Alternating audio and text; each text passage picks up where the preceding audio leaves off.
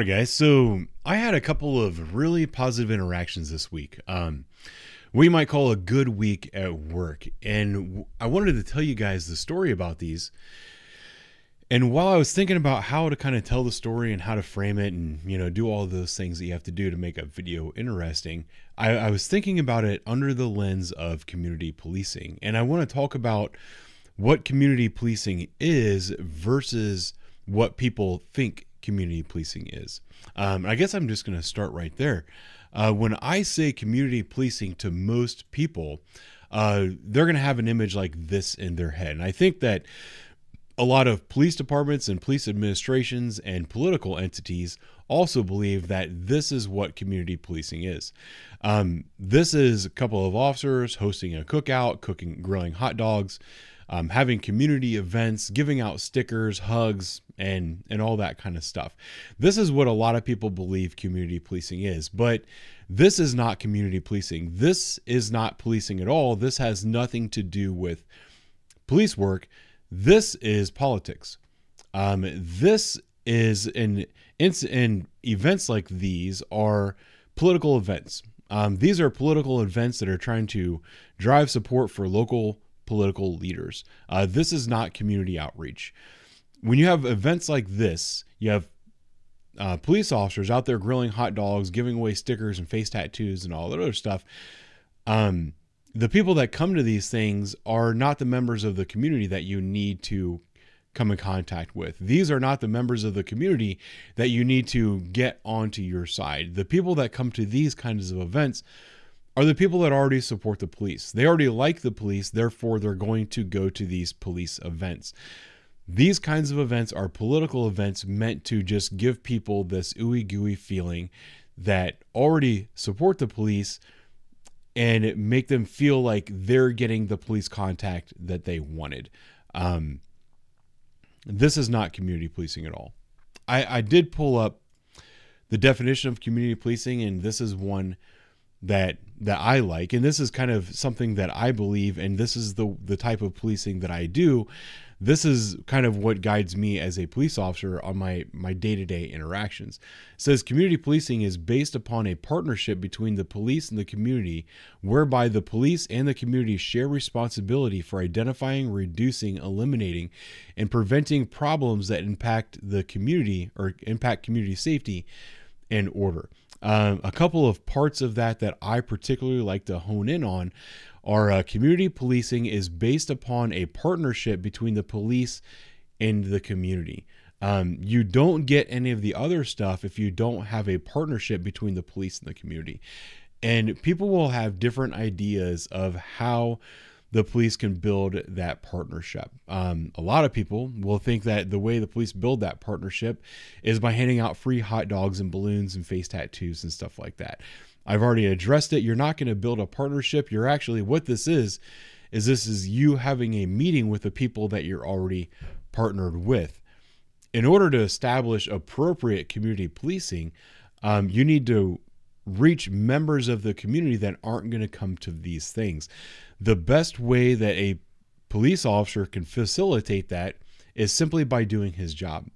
Being out in the community, being a proactive police officer, meeting members of the community, talking to them, getting to know them, allowing them to get to know him, and building that relationship so that in the future, if you have a problem or you need some information or you need something, you can go to those members of the community because you've already built that trust. This is something that you don't have to do outside of your daily activities. This is something that as a police officer, if you're a good police officer and you're acting in a genuine manner to do your job, this is going to occur naturally. This is one of the reasons that I get so offended by people demanding that police officers do certain things in the name of community policing. In the spirit of that, I want to talk about something I did this week that was merely me doing my job, and I think I did a good job of doing my job, if that makes any sense. This is not an incident where I'm here to pat myself on the back and tell you how great I am.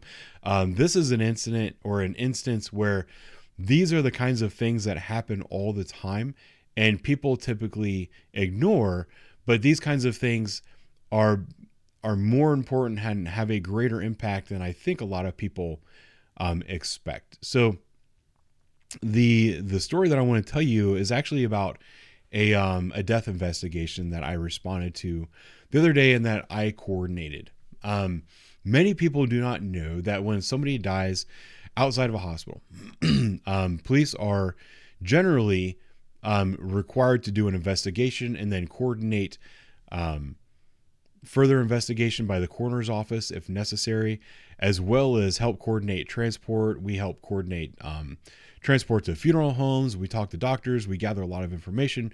We actually have a very integral part in that process. And from the moment that somebody is pronounced deceased to the moment that they are transported away from that scene, it's usually a police officer that has contact with the family. There's going to be different people that come and go, but the police officer that responds, that is responsible for taking that report, is typically there from beginning to end. And when I think of this process, I kind of think of it as, you know, as the responding officer, I am the coordinator, almost like the liaison. I'm here to help walk this family through this event. And I'm there to help explain things in a professional manner to help keep them calm. And, you know, when everyone else's emotions are riding high, I'm kind of that rock in the room. This week was one of those instances that was especially impactful to me, just by the way everything went, and partially because of things that are outside of my control, but I didn't want the family to be affected by that. So I responded to a call of somebody that had, this guy's girlfriend woke up and her boyfriend was not breathing, was cold to touch. So she called 911. We responded. We were there before the paramedics were. We went down into this basement, and this man was obviously deceased. His eyes were open. He wasn't breathing. He didn't have a pulse, and he was cold to touch. So we called for a medic to come by and pronounce. Medics came down. They pronounced, and we went about doing our job. I stayed down in the basement. That's where this guy died. Started going through his personal belongings. When I'm doing this, I'm looking for medications that he's on, looking for doctors' names, hospital discharge papers, anything that would help give me an idea as to how this person passed away. I'm also looking for signs of drug abuse, signs of trauma, you know, all of those things. If it looks like it's a suspicious death, then it's my job to make that determination and call a homicide detective. If it looks like it's most likely natural causes, then I call the coroner, and then they do the actual investigation from that point on. This particular case, I won't go into the guy's medical history, but he had a medical history, even though he's a relatively young man in his mid-50s. I determined that most likely this was a natural cause death, so I had to call the coroner's office. I gathered the information that I had. Some other officers, I asked them to go up and speak to the family, get some basic information like who the person was that discovered him, what time they last saw him alive, and if there's any other information about if he had any known health problems, whatever, as well as if they happen to know his personal physician. A lot of the people that I deal with, due to the neighborhood where I work and the income levels of that neighborhood, most people don't have a family doctor. So those are cases where if you're a relatively young person, even if you have some health problems, if you don't have a family doctor that the coroner can call and run the scenario by them, you know, if you have a regular doctor, the coroner can call your doctor and say, hey, Dr. Bill, you know, Betty died. She died in her bed. She died at, you know, whatever time. She's on these kind of medications. Do you think that it's likely that this was a natural cause of death? And the doctor will listen to all of these things, knowing his patient, and he'll say, yeah, you know, that sounds natural. I'll go ahead and sign off on the death certificate. If it's something like that, the coroner doesn't have to respond. We just call a transport company. We go up and coordinate with the family and ask what funeral home the person would like to be taken to. And then we arrange that transportation for the deceased person to be transported to a funeral home. And then, you know, we let the family coordinate with the funeral home from there. In most of the situations that I deal with, unfortunately, due to the neighborhood where I work, people don't have a physician or a family doctor that the coroner can call. So if a coroner has to come out to the house and do the investigation. This makes a lot of people uncomfortable, because their family member just died, and now there's a bunch of police officers in their house that are kind of taking over the house, telling them what to do, telling them where you can stand, where you can't stand, where you can sit, asking them to move around the house, avoid certain areas out of the house, avoid certain activities. It's a little bit unnerving, and a lot of people are not comfortable with this. So it's my job as a police officer and the person that's coordinating all these things to make the family as comfortable as possible, explain the process as much as I can as I go. And, just remember that this particular call is not about me. It's actually about them. And that's how I handle these calls. So I remember I got all the information for the medications and everything that he was on, tried to find a doctor's name. I went up and I told the family what was going on. I said, at this point in time, I'm going to go ahead and call the coroner's office, notify them of the death, the time of death, the circumstances, and then they'll decide whether or not they're going to respond and do an investigation. Once that is complete, we will have him transported for you, and I will make sure that you understand everything that's happening along the way. Initially, the people at the house was just his girlfriend and his roommates. Eventually, his brother responded to scene, as well as his adult son. I went out and spoke to the coroner. Coroner said, you know what, due to his relatively young age and not having a physician to sign off on the death certificate, we will be coming out and doing a full investigation, which I already knew was going to happen. From that point, I went in and talked to the family. When I was inside talking to his girlfriend, explaining the process, hey, you know what, this is very normal. He was a relatively young person, even though he has some health problems. Coroner has to come out and do an investigation just to make sure that there's no other concerns with his cause of death. And, she's crying, but she understood the process. I just said, try to stay up here in the living room. We'll leave the basement undisturbed. And it was a very nice basement. I don't want to paint that picture. She understood. The roommates all understood. They said, thank you. I walked out of the house and his brother approached me. Same questions. Wanted to know what was going on. I explained the entire process to him again. Went out to the car, started on my report, and was waiting on the coroner to respond. While I was waiting on the coroner to respond, some more people showed up. And I ended up getting out of my car, walking up and approaching the crowd that had gathered in the front yard. One guy kind of separates him from the crowd, walks directly towards me, puts his hand out, tells me his name. He says, hey, I'm Gary. That's my father inside. Can you please tell me what's happening? I started at the beginning. Explained that when we arrived on scene, we how we found him, said nothing looks suspicious. It looks like it's completely natural to me. I didn't find any evidence of drug abuse or drug overdose or anything like that. Looked through his medications. I did tell the son, your dad was struggling with some health conditions. And unfortunately, it doesn't look like he was taking all of his medications as prescribed. The kid kind of nodded his head that he understood.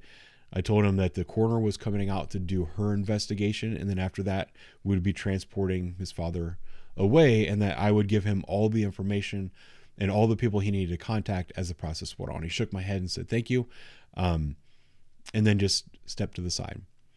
The coroner responded to scene, went down, did her thing. I stood upstairs with the family while that was going on. She came out, gave them her card, and then went outside to talk to me. This was a situation where, unfortunately, the company that the coroner's office uses to transport people in this situation is going through an employment crisis. They only have one employee and one vehicle at this point in time, and the city of Columbus, or Franklin County, is a very large area.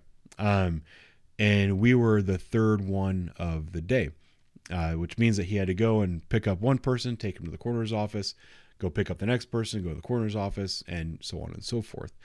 It was going to be a little wait. And then also I was informed that I was going to have to help carry him out of the basement because the guy doesn't have any help with him. So she left, and I went and I explained that to the family as well. Said, unfortunately, these are the circumstances. This is going to be a little bit of a wait. I don't know how long it's going to take, but I promise you I will be parked in front of your house. And if you have any questions at any time, you can come out and talk to me. If you need anything, I'll do my best to provide it for you. I just want to let you know that I'm here for you. They said they appreciated it. I got out of their way. I gave them their time. Then the transport company came. I helped carry him out of the basement. We put him on a gurney and set him out it was like the back driveway so that the family could come over and have a moment with their loved one, kind of say their final goodbyes. And then we put him up in the transport vehicle. He was transported away. I stood by for that entire process because in this moment of emotional instability and this moment of change and everything that was going on with this family, the only thing that was consistent through that entire process was me. I was that rock. I was that piece of stability that when people got emotional and they needed someone to turn to that wasn't also going through this emotional event, they could come to me. And that was the service that I provided on that day. Before I left, I had multiple people walk up to me, shake my hand, tell me, thank you for doing what you did. I really appreciate the way you handled this. You helped us out a lot. These are the type of things people that are going through this situation have never gone through it before. So it really means a lot to them, the way we provide this service, for lack of a better term. And, I shook a couple hands. I said my goodbyes, went about my day. Then a funny thing happened a couple days later on Thanksgiving, which was actually yesterday. And this is the reason, yesterday a few people reached out to me and said, hey, how was your Thanksgiving? How was work? And I told them it was actually a really good day. Had some really positive interactions, but the story is a little bit too long. I'll tell you sometime. That was my response to a lot of people that reached out to me yesterday. So, yesterday being Thanksgiving, everything was pretty much closed down except for a couple of things. The place where I normally go get my coffee was closed. I heard that Starbucks was open on Thanksgiving, so I drove all the way downtown to a Starbucks, got my coffee, and as I was driving back to my precinct, I was driving down a major road, and I saw this man, the man who died. I saw his brother walking down the street, and his brother and his brother's girlfriend. It was Daryl and his girlfriend. I don't remember the girlfriend's name. Saw them walking down the street, and they're very recognizable people. They were going westbound, and I was going westbound, but I was on the north lane, and the east lane was actually on the south side of the street. But I saw them walking. I wanted to talk to them. I just went against the grain of traffic because I'm a police officer and I can do those things. Parked right next to them into oncoming traffic and said hi to them.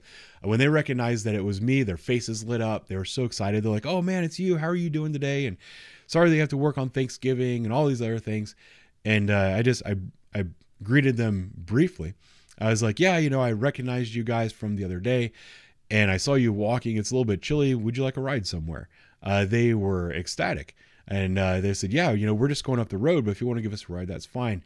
So I just sat in the car. I told them, you got to use both doors because there's seatbelts in the middle and you can't climb across the back seat. So they hopped in the car and down the street we went. They filled me in on what was happening with the process. They treated me like a member of their family, which is very rewarding. That's quite an honor to receive from somebody that is not an actual member of your family. So we're going down the road and they're talking about the funeral proceedings and when the calling hours and all these things are going to be, talking about some of the complications with the funeral home, the expenses, just all of the things that you talk about when you're talking to a member of your family when you go through an event like this. I ended up getting to the location, talking a little bit about working on Thanksgiving, and they were offering to save a plate for me and asked me to come over to the house, which, I wasn't really that busy, but I didn't want to do that. I didn't feel right. Actually going to someone's house on Thanksgiving, that's kind of where I start to draw the line a little bit. But the reason that I tell this entire story is because those were amazing those were amazing interactions. They were amazing for a variety of reasons. For one, they were very fulfilling for me. They remind me kind of why I do my job, and they help me understand that I'm doing the right thing when I'm doing my job. But also when I step back and I look at it, I think about the people that I was interacting with and their view of the police and their trust and their relationship with the police department. Some of those situations where I had like a death in a family or whatever have been in the homes of gang members and drug dealers and things like that. People that had very bad relationships with the police prior to that. And those interactions went very well also. You know, like I have these are situations where as a police officer, simply by doing your job in a professional manner, you get to build relationships with the community and kind of create a situation where the next time they interact with a police officer, in the back of their mind is going to be that last time that they saw an officer, and the officer was very helpful and courteous and professional. And when police officers need help from the community, these people are going to be more likely to help, if that makes any sense. So I want to go back to the definition of community policing. And community policing is based upon a partnership between the police and the community, whereby the police and the community share responsibility for identifying, reducing, eliminating, and preventing problems that impact community safety. You don't have to go out and grill hot dogs and hold community events and stuff to build these kinds of relationships with the community. Often, all you have to do as a police officer is just do your job in a professional manner. That's what community policing is. And when you learn that as a police officer, it's incredibly rewarding. When I have these interactions with people, I have no ulterior motive. All I'm trying to do is do my job and do my job well, so that the people I'm interacting with trust me, because that's a good thing. That's the right thing to do. There's no ulterior motive there. And in turn, when I need some information to help keep the community safe, the very people that I was just helping, when I need some information, like the other day I was looking for a homicide suspect and I was out talking to the community, all of the things that I've done leading up to that point, all the relationships that I've built and the way I carry myself and the way I interact with the community, those pay off. And the information that I'm looking for, I receive, because the community views me as a member of the community, and they also see the benefit that I provide. And I don't do anything special in order to do that. I'm simply doing my job. And I think that's what politicians and police administrators need to understand. That's it for today. Thanks for watching. I'll talk to you later.